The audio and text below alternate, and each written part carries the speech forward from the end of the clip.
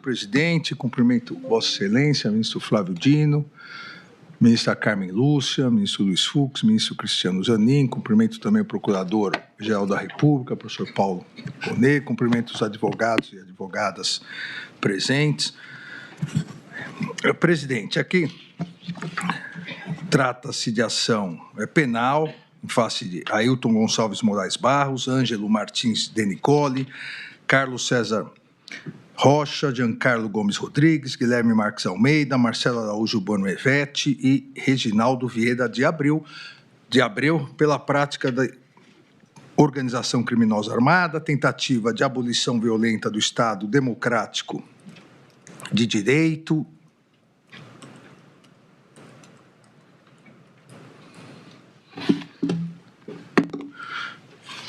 golpe de Estado, dano qualificado e deterioração de patrimônio tombado.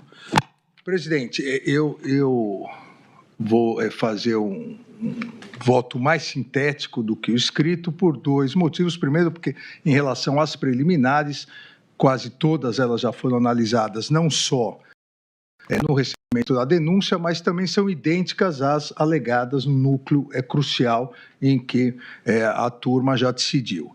E também, no mérito, estruturalmente, a materialidade dos delitos já está comprovada e aqui o que devemos analisar é a autoria e a participação de cada um dos réus. As defesas apontaram as seguintes preliminares.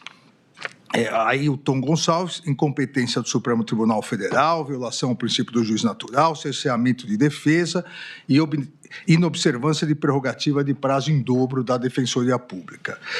Ângelo Martins de Nicoli, incompetência do Supremo Tribunal Federal, incompetência da primeira turma, alegou o desrespeito ao princípio da congruência, fatos não constantes na denúncia que teriam sido citados nas alegações finais da Procuradoria-Geral da República. A defesa de Carlos César Monetson Rocha, também incompetência tanto do Supremo quanto da primeira turma, prova ilícita por derivação das mensagens no celular de Éder Balbino, omissão de provas da defesa, cerceamento de defesa, necessidade do réu trazer as testemunhas e a necessidade de oitiva do ministro do TCU, Jorge Oliveira. Guilherme Marques Almeida, incompetência do Supremo, cerceamento de defesa, document dumping, inépcia, ausência de justa causa. E Reginaldo Vieira de Abreu, cerceamento de defesa, violação ao princípio da paridade das armas, nulidade por inovação instrutória, prova ilícita por derivação, invalidade de provas digitais, violação da cadeia de custódia. Como eu disse, quase todas essas preliminares já foram afastadas no momento do recebimento da denúncia. Não há nenhum fato superveniente que possa trazer a lume qualquer prejuízo às defesas e também grande maioria delas também já foi afastada na ação penal 2668. As provas são as mesmas e as alegações foram as mesmas. Eu aqui cito somente aquelas preliminares que foram trazidas durante a instrução processual penal. Aqui, cerceamento de defesa, a necessidade de se intimar as testemunhas e a oitiva do ministro do Tribunal de Contas da União, Jorge Antônio de Oliveira Francisco.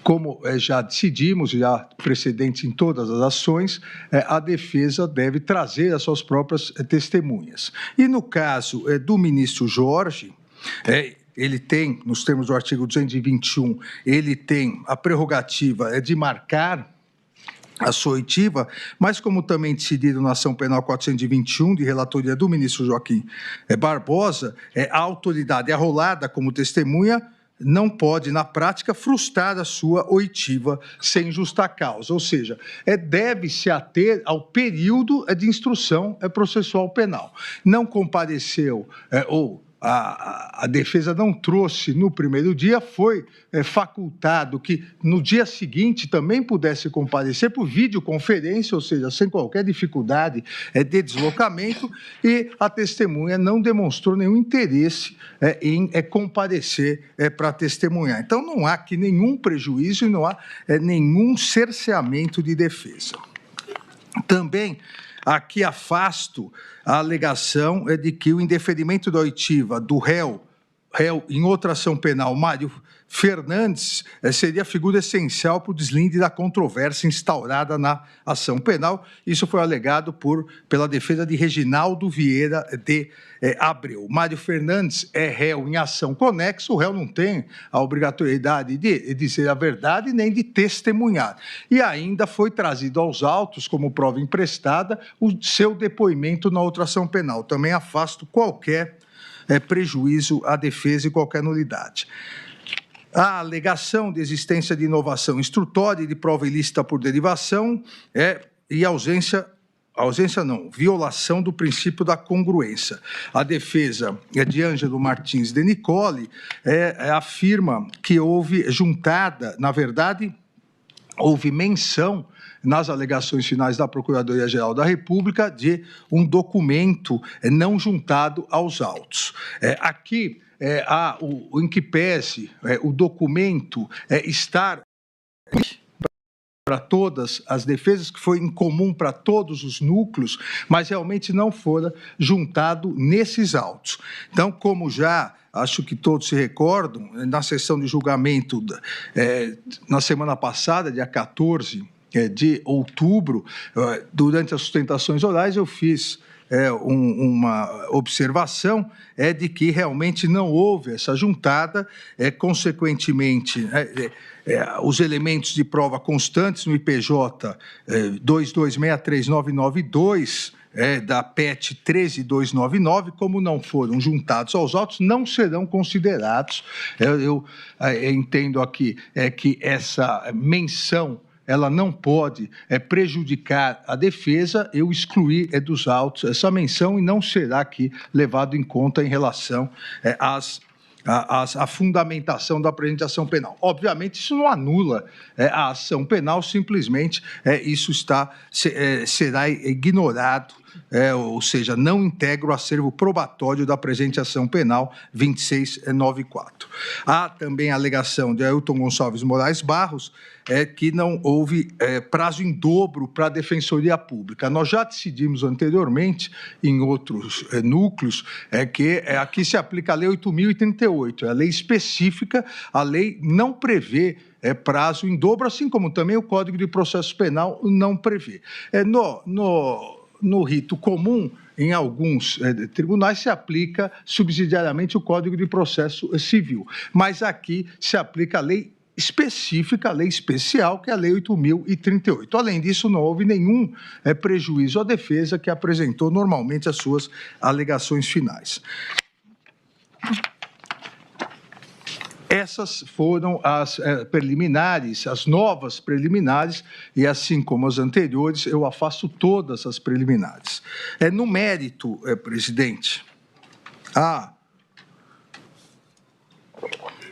obviamente é importante situar essa ação penal e acusação feita pela Procuradoria-Geral da República no âmbito da organização criminosa. São núcleos diversos, mas a imputação é de uma organização criminosa, para que nós não precisemos repetir toda a materialidade, ponto por ponto, de cada um dos delitos, e sim verificar se os corréus denunciados na ação penal 2694, nessa ação penal, se eles participaram ou não, qual o grau de participação, se houve ou não responsabilidade penal. Na ação penal anteriormente julgada, ação penal 2668, denominado núcleo crucial, essa primeira turma, por maioria de votos, reconheceu a existência de uma organização criminosa armada atentatória ao Estado Democrático de Direito, a utilização por essa organização criminosa armada da estrutura do Estado de modo estável e permanente, com a intenção de permanecer ilicitamente no poder, independentemente do resultado das eleições, e, posteriormente, com a finalidade de impedir a posse ou depor do governo legitimamente eleito ou constituído com a decretação de um estado de exceção.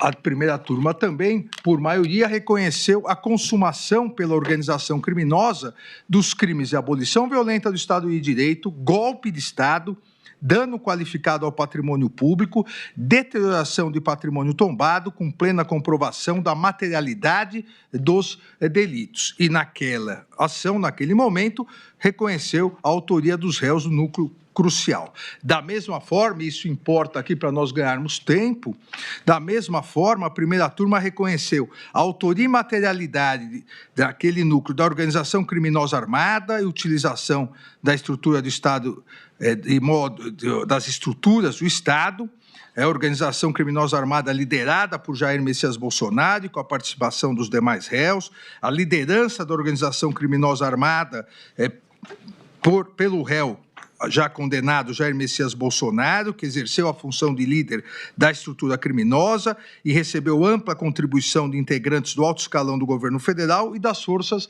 Armadas. E a imputação nesse núcleo também é de utilização da estrutura com outras condutas, mas dentro dessa estrutura, dessa organização criminosa armada, liderada por Jair Messias Bolsonaro.